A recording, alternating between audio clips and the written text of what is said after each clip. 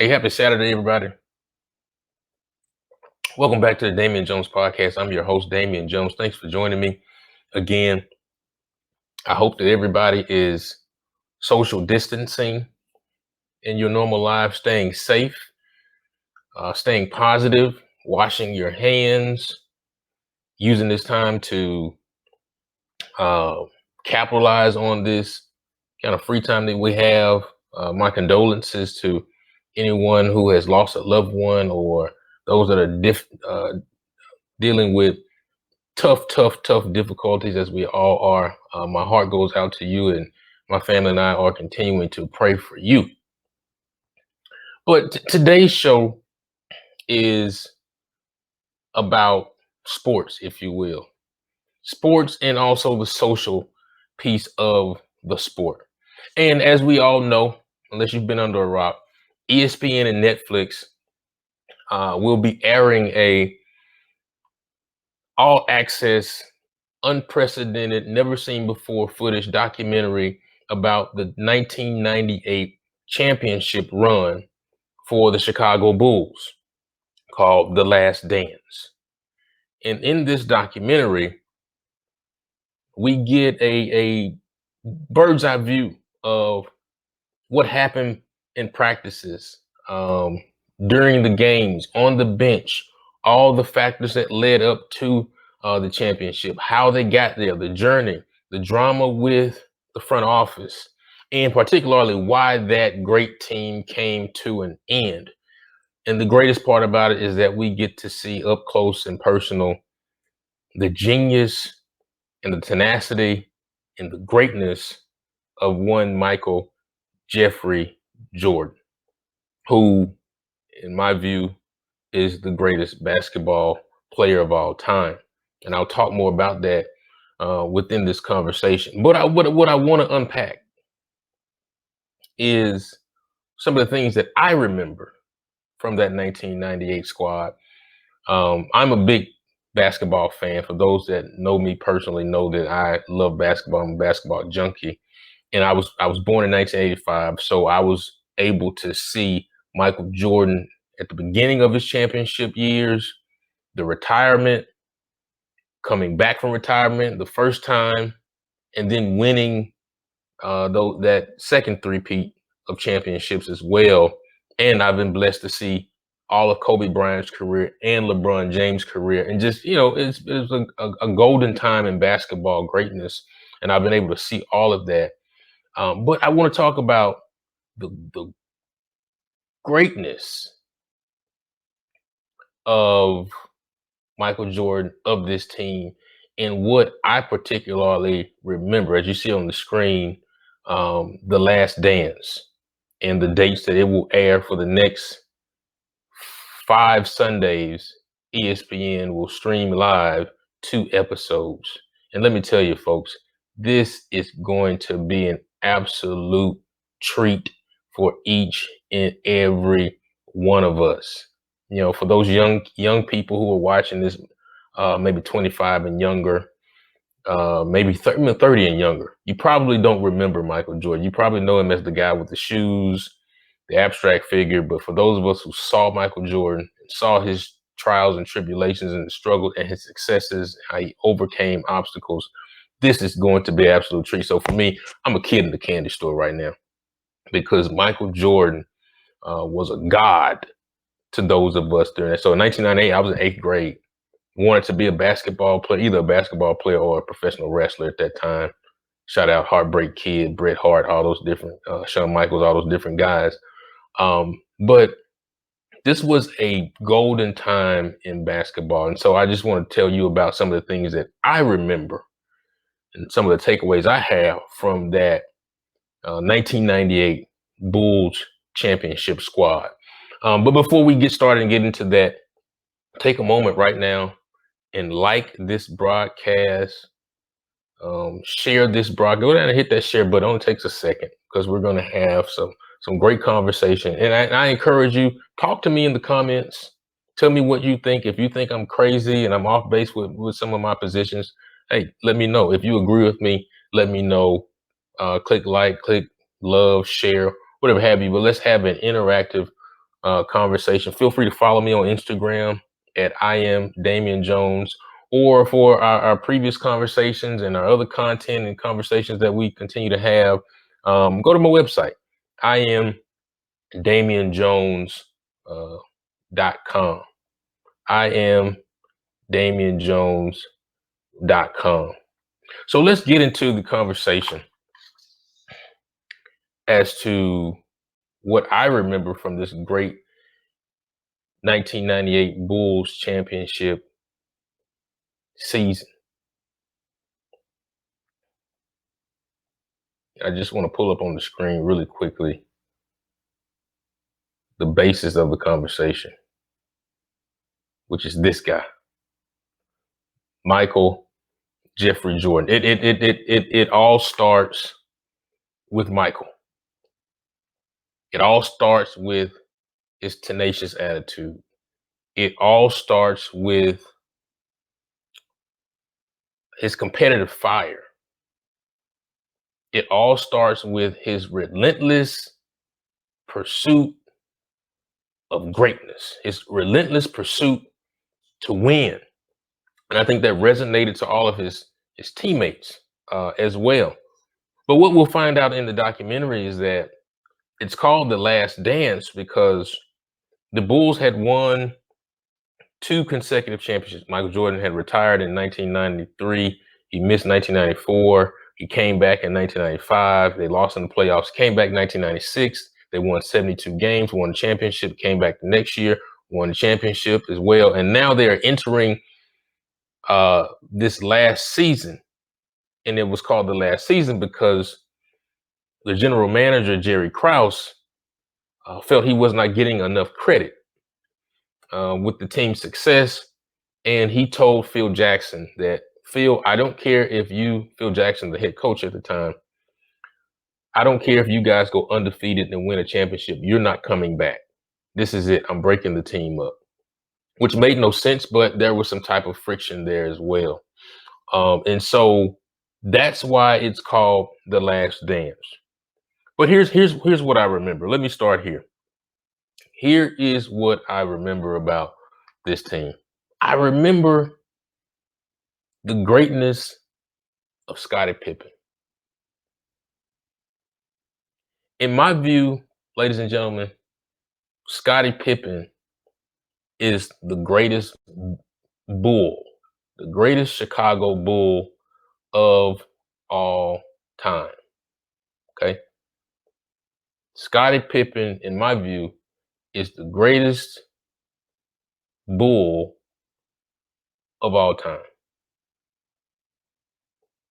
Yeah, you see a picture of Scottie Pippen right here. Scottie, if there was no Scottie, there would not be any Bulls dynasty. There would be no Bulls championships. If you look at the numbers, Michael Jordan never won a first round playoff series until Scottie Pippen joined the team. Before Scottie Pippen, Michael Jordan was a high scorer. He was very entertaining to watch. He was a very good player, but his teams were not very successful. Opposing teams would say, let Michael get 50 and let's stop everybody else. And that's how you beat the Bulls. But when Scottie Pippen came, Scottie Pippen made the team better because he brought so much to the table. So Scottie Pippen is the greatest Chicago Bull of all time. I think Scottie Pippen is the best overall player in NBA history. And if you go back and look at the tape, so a lot of you don't do your research and you don't look at the tape in the way that I have over the past 15, 20 years. Scottie Pippen was the best defender on the Chicago Bulls team. And the reason why the Bulls won so much is not because of their offense, they were a great defensive team. But Scottie Pippen was the catalyst for all of that. He could guard every position on the court, and he always guarded the best player on the opposing team. No ifs, ands, and buts about that. Scottie was that guy. Um, Scottie, in my view, was LeBron before LeBron. Just a great overall player. So Scottie could lock you up on defense. Scottie could get you 8 to 9 rebounds as well. Scottie could give you 30 to 35 points when need be. He could knock down the outside shot. He could post up. He could create. Scottie was the point guard. Scottie ran the offense. Scottie set up the triangle offense, right? We've heard in many quotes, Scottie is the person that allowed Jordan to be able to score so much. His job, they told Jordan, they said, Mike, just go score the ball. Scottie said, I'll do everything else. That's great. That's being a great teammate. But Scottie sacrificed so much to win and to play second fiddle, if you will, to Jordan, because winning came first. Winning was paramount to Scottie Pippen. And so for those reasons and many others, I firmly believe that Scottie Pippen is the greatest Chicago Bull of all time. He doesn't get enough credit, in my view. And I think he deserves more and more credit. So those one of the biggest things I remember from the documentary, I remember from that team is that how great Scottie Pippen was. Scottie had great shoes. Scottie would have the flyest haircuts as well, but he knew his role. And I think that's what made this team so great. So even when Jordan retired, think about it. Here's why I say Scottie is the greatest Bull. Jordan quit on the Bulls for whatever reason. He quit. He quit at the height of their success. He quit on the Chicago Bulls franchise and his teammates. And while he was off playing baseball and batting 150 and embarrassing himself on the baseball field, guess who was still playing for the Chicago Bulls, holding everything together, winning 55 games the next year and 47 games the next year? Scottie Pippen. He never quit on the team. He never quit on Phil Jackson. He never quit on the organization. He stayed there and continued to hold it together and had an MVP season, all-star seasons when Jordan was away, and kept things together. And when Jordan came back, he took his role back again, and they began to win again. So one of the things, you'll see this in the documentary that airs on Sunday night at 8 Central, 9 Eastern, that Scottie Pippen is the greatest Chicago Bull of all time. Michael Jordan is the greatest basketball player, period. But Scottie Pippen is the greatest Bull of all time. The next point I remember, and talk to me in the comments. Let me know what you think about these positions that I have about the 98. I know many of you remember those great teams, and we've been kind of inundated lately with some good teams. The three-peat Lakers, the Golden State Warriors, the San Antonio Spurs, and so forth. And those are some really good teams. But let me tell you, my friends, you will never see another dynasty like the 1990, late 1990 Chicago Bulls teams. Here's another thing I remember about that 1998 Chicago Bulls teams. And like I just said, you will never see another team like it. And here's why I say that. The team was full of scrubs. You had 3 Hall of Famers, Michael Jordan, Scottie Pippen, Dennis Rodman, and then a very good player in Tony Kukoc. Okay. And then Steve Kerr was okay. Nobody cared about Steve Kerr at that time, but because of his success as a coach, people care more about him now. But let me just tell you, at that time, Steve Kerr was a scrub that could shoot a little bit. Let's just be honest about it. Let's not lift him up after the fact. So you had 3 good players, Hall of Fame players, and 9 scrubs, if you will. Here's a look at that team right here. Just look at this squad, people. Look at this squad. If y'all remember this team, hope this isn't too blurry, but you got Randy Brown,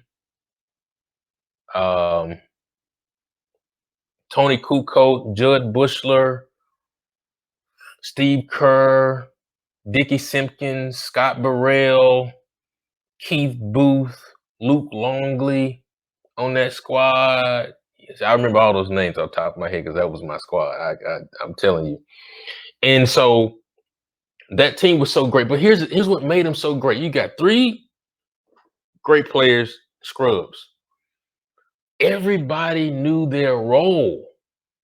You know, for those of you that are leaders in whatever setting, corporate or whatever have you, you know that you have to understand what makes every person on the team tick. You have to understand what motivates each person. Because what moves Randy Brown may not have moved Judd Bushler. But Phil, and I'll talk about Phil a little later on, Phil tapped into that and got everybody to buy into what their role was. There were no egos because Mike knew what his role was. Mike, I'm going to score the ball. Dennis understood his role was to defend down in the post, block shots, provide energy, and rebound the hell out of the basketball. Scottie understood his role was to be the facilitator of the offense, defend the other perimeter players, do all the things that the team needs, and also give us about 17 to 23, 24 points, but allow Michael to run free and do the things that he needs to do. And then a Luke Longley hit that 18-foot shot. Steve Kerr, come in and be ready and open and knock down the 3-point shot when we need you when the second unit comes in. But they were so precise when they ran the offense, the triangle offense created by Tex Winter.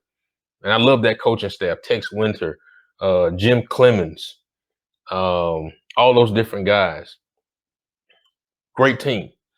But they were so precise. You saw the ball move over here. Guys would come and run the screens.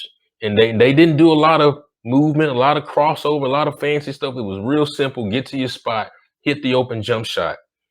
And those were the things that guys came to work every day with their lunch pail, with their hard hat on. They were professional. They carried themselves as a team, as a professional. They were precise. They were prepared. And they understood what the challenge was. And here's the larger challenge for 1998. As I talked about earlier, they knew at the beginning of the season that this would be their last run. Their last run. Imagine going into your last year at a job, great jobs you love. You've been winning employee of the year every year. You're getting raises and bonuses, and your boss said, "Hey, this is the last year we can do this contract with you. We're gonna finish it out." And so imagine coming into work for a whole year, understanding that there is finality to this great thing that you've been doing. And that team came in every day, even though there was odds with the front office, and they knew this was it. They hunkered down as a team and they accepted the challenge, and they handled their business. And so I that's one great thing I loved about that team. Even though they were scrubs, there were no egos. Guys did what they had to do. Outside, the Hall of Famers and the scrubs, but they did what they had to do. They understood their role and they played their hearts out and gave everything they could to the role that was given to them. And if everybody does their job and we do our job in harmony and support one another and be professionals and be prepared and be precise, you can achieve great success. So that's what I loved about that particular team. So, one thing I remember is that Scottie Pippen deserved more credit. He's the greatest Chicago Bull of all time. I also believe the team was just so great, and you'll never see another dynasty like this. But let me go to Phil Jackson. Phil Jackson, the greatest basketball coach that ever walked this earth. What does Phil have? 11 rings or something like that? 6 with the Bulls, 5 with the Lakers as a coach, and then he won 2 as a player with the New York Knicks back in the 70s, I believe. So that's 13 rings, I think it is. This is not an argument, people. Phil Jackson is the greatest basketball coach that ever walked this earth. But in terms of the X's and O's, here's what I remember. Phil Jackson was a great motivator and a leader. Tex Winter took care of the X's and O's. I don't think Phil was a great X and O coach. Phil was a great coach here. He was blessed enough to get some remarkable talent on his rosters. Michael Jordan, Scottie Pippen, Dennis Rodman, Kobe Bryant, Shaquille O'Neal, so forth. And he was able to tap into their minds mentally and to push them and to challenge them and to find ways to keep them motivated. Michael Jordan was notorious for just making up stuff to stay motivated. Any little thing, he was so competitive. Phil know how to tap into that and say little things like, hey, I heard the Knicks said you couldn't do such and such. I remember 1996. Go with me on this. Some of you guys who remember 1996 finals. The Bulls played the Seattle Supersonics. Gary Payton, Sean Kemp, Detlef Schrempf, and so forth and so on. I think this was game 3. Game 2, Michael Jordan had a very tough shooting night in Chicago. And in the days in between, George Karl, who was the coach of the Supersonics at the time, told the media that Michael Jordan's jump shot is not as good as it used to be. He can only drive to the hole. And so Mike read that clip. And Mike heard that and he internalized it. And the very next game, game 3 in Seattle, Mike scored 45 points, but probably 38 of those points were jump shots. He purposely shot jump shots just to get back at that criticism and those comments that George Karl made. He found little things just to motivate himself. He even hit a jumper from almost half court as they went into halftime. I'm telling you, go back and look 1996 finals. I think it's game 3. Or something like that, but it was in Seattle. Mark my word. But he found little things. So Phil knew how to tap into those different things, and so he was a great motivator. Phil was. He would, instead of just focusing on basketball, he made sure his team was mentally prepared. They did Zen. They did yoga. They went to the park. They bonded as a team. He connected with each player. When the team was in turmoil on the court, when they were down, you know, guys who watch basketball, you know this. When Phil's team was down 10, 15 points, Phil didn't call timeouts. He let them work through it. He let them figure it out themselves. Coaches oftentimes call timeouts to save their team. Phil didn't do that. Because if I save you in the regular season, when we get into the playoffs, you're going to be looking for that savior timeout. I need you guys to figure out right now how to work together so we can be ready for the championship run and accept the challenge that lay before us. And so Phil took 3 Hall of Famers and those 9 scrubs, if you will, and he molded them into a well-oiled machine. He motivated them mentally. But here's another thing that I know that Phil did masterfully. When his teams were not getting calls from the refs, rarely did you ever see Phil get kicked out of a game.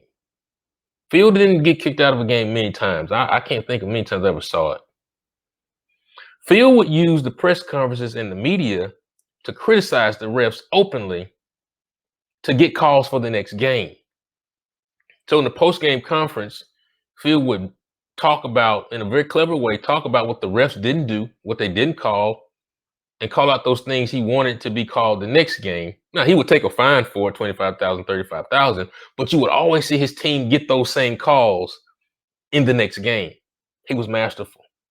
That was the genius of Phil Jackson. But I think the greatest thing about Phil Jackson in this particular 1998 season, as we talk about the ESPN and Netflix documentary, The Last Dance, that is airing Sunday night at 8 p.m., 9 p.m. Eastern, the greatest thing about Phil Jackson was in the midst of his boss, Bulls general manager Jerry Krause, telling him that you're not coming back. Phil, you've coached this team to 5 championships in 7 years. Phil, you've won 2 straight. Phil, you just won 72 games the year before. But you're not coming back. You will not coach this team next year. And as a professional, Phil said, okay. And he went and told his guys that, and they used that as bulletin board material for The Last Dance. This team was so great. This team was so great. There's so many great pieces to it. The last thing that I'll say that what I remember about this team is Michael Jeffrey Jordan, man. Michael Jeffrey Jordan, the greatest basketball player that we will ever see in our lifetimes, but just flat out, period. Michael Jeffrey Jordan. I mean, where do I start with this guy? Michael Jordan, people don't know this. Michael Jordan won MVP, Defensive Player of the Year, and the scoring title in one season. Let me say that again. Michael Jordan won League MVP, League Defensive Player of the Year, and the scoring title in one season. I think he may have won All-Star Game MVP that particular year too. This was 1987. I think so. This dude is so great. The impact that Michael Jordan had on the culture at that time was so great. You know, I'll tell you personally, you know, as you look up here and you see the logo for my show, it's red and black. You wonder why? Because of the impact of Michael Jordan. So for me, 8th grade, middle school guy during that time, 1998, 8th grade, but just seeing Michael Jordan during my adolescent years, red and black became synonymous to me for greatness, for excellence, for winning, for achievement. And so my favorite color is red because it's a power color. But it's also, for me, it's synonymous with winning, with greatness, with championships, with Michael Jeffrey Jordan. For those who ever saw me play basketball, my friends I played with over the years, you know that I always shot a fadeaway jump shot, oftentimes. Why? Because of Michael Jordan. I would wear an elbow sleeve on my elbow. Why? Because of Michael Jeffrey Jordan. I would try to walk a certain way. I would try to talk a certain way on the basketball court because of Michael Jeffrey Jordan. You know, for many of us young African American kids during that time, you know, Michael Jordan was the pinnacle. He was the model. He was the standard. You know, they often said the only thing we could do was just play sports and play basketball. But Michael changed some of that from the standpoint he played basketball. He did it at a high level. He revolutionized the game, but then he also began to take his own likeness into his and control it himself. The shoes, Air Jordan, that empire. Now we see now that the shoes are costing over 200 something dollars, and you know he's a billionaire now. I love Mike, but I'm not paying $200 for your shoes. I'm sorry, sir. I'll just talk about you on my show. But he took that into his own hands and began to control the destiny of his likeness and make his own money. He sold different products. Gatorade. I want to be like Mike. You know, I even ate Wheaties. Wheaties are disgusting, but I ate Wheaties because of Michael Jordan. And I'm sure many of you were impacted by Mike in such a way. When Mike did interviews, Mike was so professional. Mike was so precise. Mike was so measured. He was so calculated to the bald head. You know, I mean, there was nothing. There was no flaws in Mike's game when he wore and when he dressed well. There's a story that I always remember, and it's often why I've always tried to carry myself and dress a certain way because of Michael Jordan. There's a story that said that, you know, Mike and his teams would travel on the road and they would go to different hotels. And as they were leaving the hotel to get on the bus to go to the game, which was you leave your hotel room, you walk through the lobby, you get on the bus, which is a matter of maybe 5 minutes. Most of the other players will put on, warm ups, jogging pants or something like that, not too dressy. Mike would always put on a suit. And they said, Mike, why are you wearing a suit? It's a 5 minute walk from your hotel room to the bus.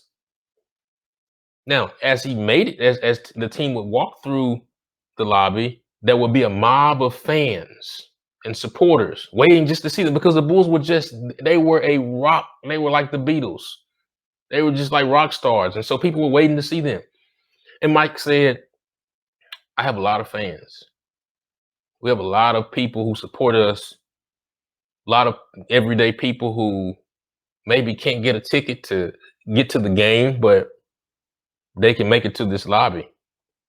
And so if people see me that one time, I want them to have the best remembrance and the best image of me. And that's why I'm going to wear a suit as we walk through this lobby, because I owe it to these fans who support us and make us who we are. And I want to make sure they have the right image and I set the right example for our fans. That's who Michael Jordan was.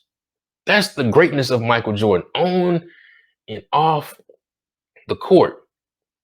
But Michael Jordan is the greatest competitor that we will ever see. I even tell you myself, my competitive fire comes from my mother, comes from my father, comes from being the youngest of three boys and getting beat up and terrorized and whatnot. But it made me tougher. But it made me compete. But I also learned that watching Michael Jordan and his insatiable, intense desire to compete and to win, and I still carry that to this day. And sometimes it's perceived as being an a-hole, and I'm fine with that, because in my career I've been blessed to produce high results and great results because of that tenacious fire, and that comes from watching a figure like Michael Jordan. So his ruthless and relentless competitive fires is one of the things I remember. Going down, getting to his spots, hitting the jump shot. In the fourth quarter, nobody would beat Michael Jordan. I've been involved in some conversations lately where those folks would say that the Laker teams led by Shaq and Kobe would beat the 1998 Bulls. Hogwash. Absolutely not. When Michael Jordan got the ball in the fourth quarter, it's a wrap. It's over. The fat lady starts warming up her throat because it's over. Mike will close the deal. He was so great because he imposed his will on the game, and not just physically. And I think this is the difference between Mike and LeBron. Mike imposed his will mentally. He would chirp and talk. The way he walked into the gym, the way he played mental mind games with opponents. There are too many stories about how Mike was just so imposing as a competitor because he did everything to win. And he talked about in an interview the other day that he thinks when people watch this documentary, we're talking about The Last Dance, that will air on ESPN and Netflix on Sunday. Mike said that I think that people may perceive me as a bad guy when they see this documentary. And what he means is that he was ruthless with his teammates. He took no prisoners. We're here to win. And anybody that wants to do anything besides that, you can get the hell out of the locker room, because we're here to do what we have to do. You only get one shot in life. Seize the day, seize the opportunity. Mike constantly prepared, and that's something we can learn in life. You want to be great at something, perfect your craft, prepare, work insatiably on those things. Mike was constantly working on his jump shot. Once he retired the first time and came back into the NBA, he didn't have as much did in his younger days. So he kind of reinvented his game, became more of even more consistent mid-range shooter. Began to shoot the three ball a little better as well. Came a little bit more adept with finishing at the rim. Mike constantly worked on those different things and challenged his teammates to do the same. And I kind of mentioned it earlier that Mike understood what he meant to the culture. You know, I think some of this new generation, and in this whole conversation, maybe I've mentioned Dennis Rodman once, I'm not sure, but I want to make sure I give kudos to Dennis Rodman as well and how great he was. And that's the greatness of Phil Jackson to bring all those personalities together. Ahmad Rashad, who was one of Michael Jordan's best friends, and one of the reporters that he always talked to said that what you'll find in the documentary is that Mike and Dennis Rodman were very similar in terms of their competitive fire. They were different off the court, but once they got on the basketball court, their competitive fire was just the same, to win, to dominate, and to be victorious. And so let me just make sure we give kudos to Dennis Rodman as well and what he brought to the table. But Mike understood what he meant to the culture. Mike understood that Mike came from humble beginnings in North Carolina, worked hard to get to college. His parents didn't have a lot. And Mike knew what his presence meant and his likeness and what he did on the basketball court meant to kids in urban America and rural America, whether you white, black, or what have you. It showed us that if you work hard, you can achieve your dreams. But it comes with excruciating hard work. And so he understood that. And so he carried himself a certain way. He spoke a certain way. He dressed a certain way. You never heard anything about his personal life. Didn't get in any trouble off the court per se. Mike liked to gamble. That's not illegal. I mean, everybody likes to gamble at something. But he was just a great, great, great basketball player. And at the end of the day, he was just a flat out bucket getter. Just from a pure basketball standpoint, nobody's going to get more buckets than Michael Jordan. 69 points, 63 points in the Boston Garden, 55 in Madison Square Garden, 40 points tons of times, 33-point average for his career, 6-0 in the championship round. Michael Jordan is the greatest basketball player that will ever live. Let me be clear about this. Michael Jeffrey Jordan is the greatest basketball player that will ever live. Scottie Pippen is the greatest Bull, as I mentioned earlier, because Michael quit on the Bulls. Scottie stayed the whole time and kept things together. And when Michael came back, they continued their success. But you got to give credit to Scottie for being the best, the greatest all-around basketball player the NBA has ever seen. He was the glue to keep that team together. Phil Jackson was a great motivator and a great leader for his team. There were no egos on that 1998 championship squad. But Michael Jordan is the greatest basketball player we'll ever see. Love to know your thoughts. Those are just my thoughts. And as I'm going down memory lane and just as a kid, just remembering how great those teams were, let me know your thoughts down in the comments as well. Hey, Damien Jones podcast, as we continue the conversation about the 1998 Chicago Bulls championship run. I'm joined by championship high school coach and Air Force veteran and just all around athlete in his heyday, Coach Montario Jones. Coach, welcome to the podcast. Appreciate it. Absolutely. So I know that you were just in tune with the Chicago Bulls during that historic run in 1998, that whole dynasty from 91, 92, 93 to 96, 97, 98. Mm-hmm. What are some of the things that you remember from particularly that 98 squad? Well, first of all, man, you mentioned the 91 squad, like that their first year of winning it. Man, I was telling somebody the other day, matter of fact, I saw that championship with actually my dad and one of his best friends. Okay. And the reason it happened that way was because I had just came from baseball practice. Either had a baseball practice or a game at Grove Park, right? And my dad was like, "We ain't got time to get home to catch the series, so we're gonna check. We're gonna go over to such house, and we're gonna go over there. and We're gonna watch it." And that was the '91, and that in that instance of what really captured everything. I want to say they lost that first game, and everybody was like, They did. They lost the first game. The regular Bulls. Jordan shot a jumper and it rolled out. Yeah, and then they came back and won, and you know what I'm saying, just killed the Lakers team, man. Dominated. Everybody remember that one move where Jordan was going up, you know what I'm saying, with the right, and flip that thing with the left, and everybody was like, "Oh my God!" Right. And I'm gonna lie to you, I was one of the ones, so you know it. Right. Go right in front of the yard. Right. I'm gonna go try to get some airtime, right? And try to get it. So that right there, man, started a lot of stuff for that. But that '98 squad, man, they were just.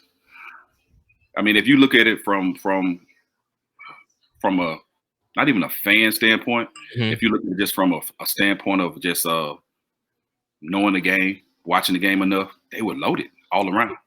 You think they were loaded? My position is they were loaded, top heavy. But essentially, if you look at that squad, they had 3 Hall of Famers, '98 team: Jordan, Pippen, Rodman. Uko was solid, give you 12, 13 points off the bench. But other than that, they had flat out scrubs on that ball club. You may call them scrubs, but they knew their position. So were they really scrubs? No, I agree. They knew their role and they played it well. But if you just look at just talent, don't say they were loaded, because Judd Bush is a scrub. Dickie Simpson is a scrub. Okay. Well, Randy Brown is a scrub. But those guys knew their role. And that's why I say Phil is so great, because he was able to get the max out of those scrubs. Okay. I'll give you that. Where they were, like you said, from the top side, yes, they were loaded.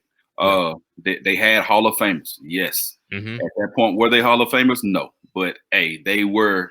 I mean, you think about it. A lot of people don't know that Rodman used to actually score. Yeah. You know what I'm saying? During those times, you get a little something every now and then. You get a little, but let's go back. Rodman was, I don't have the stats right in front of me, but he was a double-digit guy. Okay, right. He was a double-digit guy.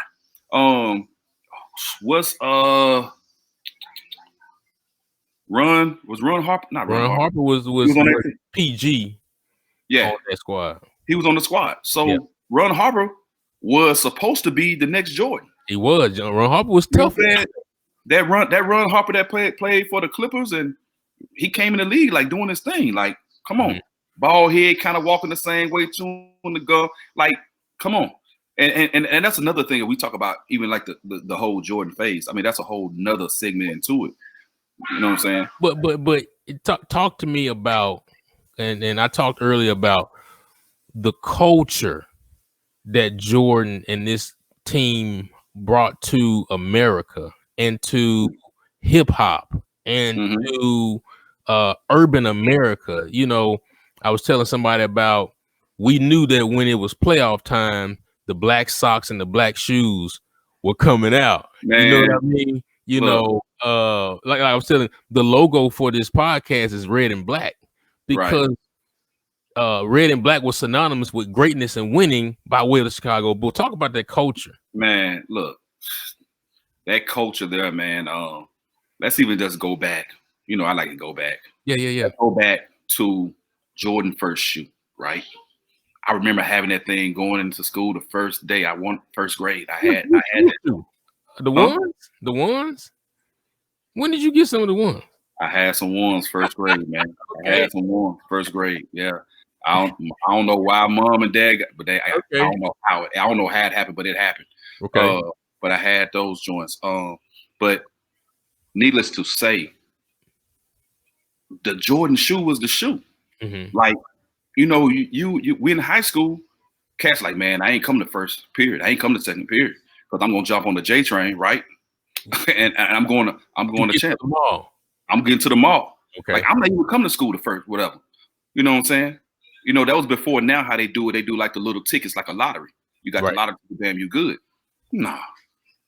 man, I ain't come to school right now, but I'm going to get the shoe. You had to get your J's. You had to get your J. Yeah. You had to get your J. So, just culture wise, man. This is even before Fab Five. Fab Five. Yeah. Off the scope of what Jordan was doing. Right. How Jordan used to wear his socks. Right. How he used to walk. Cats was putting sleeves, the calf sleeve on their leg. I was just telling Courtney that I have one that was black right. and red that I wear on my left leg. But nobody knows really why he wore that. You know? Oh, I know. Wow. You know, but some people don't know. They're like, oh man, he was injured for a long time. Which is what? Tell the people. He's a Kappa. No, Q. Excuse me, Q. I'm sorry, Q. I'm sorry, Kappas. I'm sorry. You know, I don't want to get no hate mail or nothing like that. Right. But you know what I'm saying? That's the reason he did it. Mm-hmm. You know, the way he walked, the way he tied his shoes, just the whole swag, his suit game. I mean, all of it, all of that, man. It was just a whole swagger to him, man. And everybody wanted to be like that. Yeah. Everybody to have a pair of Jordans, man. It was synonymous, you know, of you having something. Of what you wanted to be, man. I got a pair of, man. You know that cat right there. He a cool cat. So. This team was so great, as we talked about in 1996, 72-10, winning the championship, taking care of business. 1997, I don't remember the win-loss record, but they beat the Utah Jazz, took care of business. And now in 98, they take care of the Utah Jazz, taking care of business under the guise of understanding that their season will be over. Right. That this is it. Right. Again, Jerry Krause told Phil, you can go undefeated and win a championship. This team is not coming back because he wanted more credit. And we'll learn more of that in the documentary that's airing tomorrow on ESPN, 8 p.m. Central, 9 p.m. Eastern, right? Right. Go ahead. That's crazy. Like, let's be real, man. I kind of look at it on the standpoint for me being a coach, right? Mm-hmm. You know, I'm an assistant coach at a program, man, where we don't get a lot of credit for what we do. Right. I'm not always in the scenes. Cats don't really know who I am. But there has to be somebody on the backside that does the work. And when you're a president, when you're a GM, you're doing your stuff on the backside, man. Right. It doesn't matter what all the other stuff do. I'm getting paid to do a job. I don't have to be seen because what we always learned growing up, man, your greatness is going to be shown. You don't have to boast and you don't have to brag about it. Right. So for him to break up a team because he wasn't getting enough credit, it tells you a lot. They could. Because you think about 1990. Now let me say this: Jordan quit on the Bulls in 93, 94, 95. Quit those 2 years. They could have won 8 in a row, and then 1999. It was the Spurs and the Knicks in the finals in that shortened year. Both of those teams were garbage. You can't tell me the Bulls wouldn't have won that. So we're talking about possibly 9 straight championships that was broken up because of jealousy from the front office. Let's just ride this thing until we can't ride it no more. Wow, right. What's wrong with that concept? What's wrong with that attitude? Right. But But let me ask you this, and I'll let you go. Damien Jones podcast talking about The Last Dance that's airing on ESPN on tomorrow about the 1998 Bulls last championship run. I'm talking with championship coach Montario Jones. Coach, you got that Bulls team, and we're talking about the last 3: Dennis Rodman, Jordan, Pippen, and we're going to save our conversation about Jordan and Pippen and their greatness for another day. But I want to get on this piece really quick. But then you also have, how much I love Kobe, and you have that 3-peat Lakers team: Shaq, Kobe, Rick Fox, Derek Fisher, and those boys.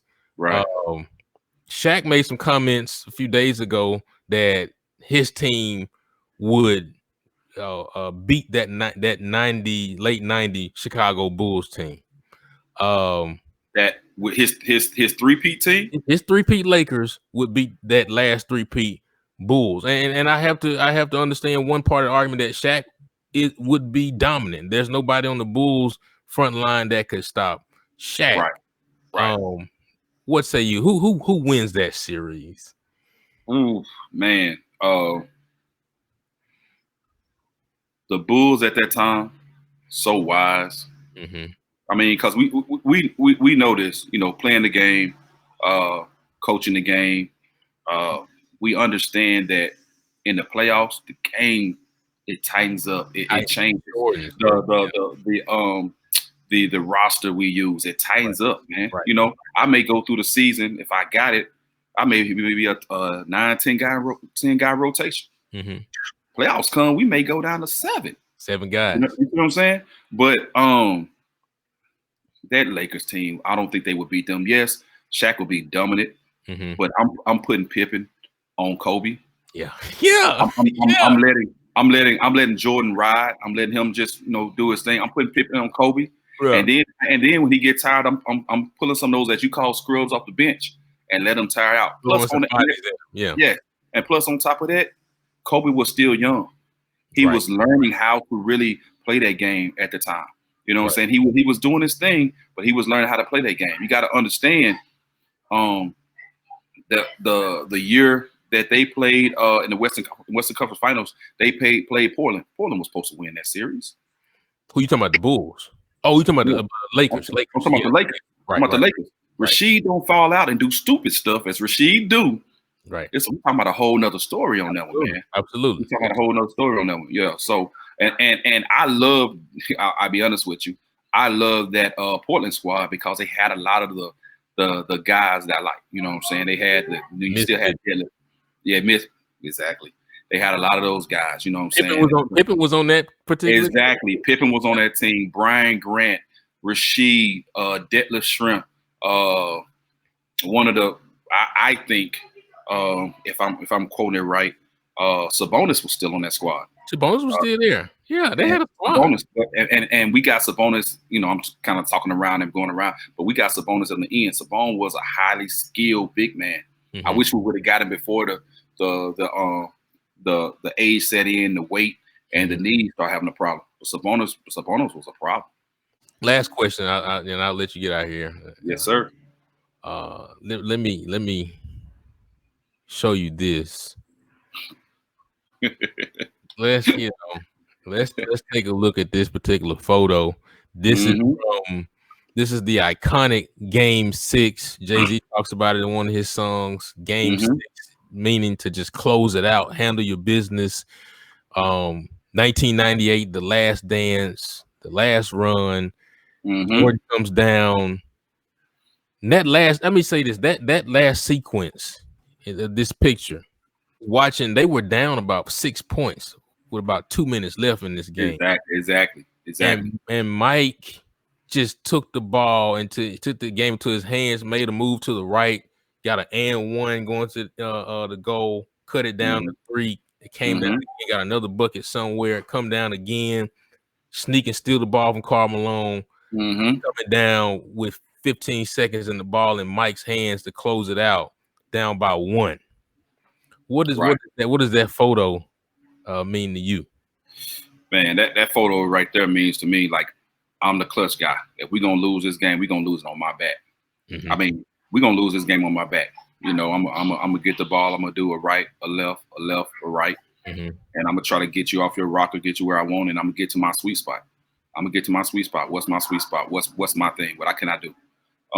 So when I look at that photo, I'm like, you know, that's a straight dominance. That's leadership. Yeah. That's you know, we're gonna go out. We're gonna go out in a blaze of glory. But we got it. You know, and that's how I look at that picture. You see those shoes on his feet. Those shoes. You want to get that story? You want that story? Yeah. Come on. I think I was wearing them. I think I was wearing them, trying to. Yo, that story, freshman year at Jackson State, right? Your boy got he got a little refund money back, bro. You did. And I ended up doing what everybody else did. I got up on a Saturday morning. I went to Champs, started in that line, bro, and got me a pair of them joints, man.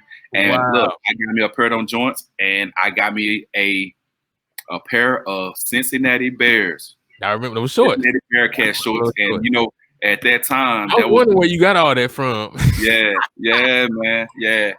Mama gonna hurt me on that one. She probably already know, but oh man, yeah, because I wanted those shorts because Cincinnati Bearcats at that time were doing their thing. Yeah. So yeah, so that when I look at those shoes, I laugh, man.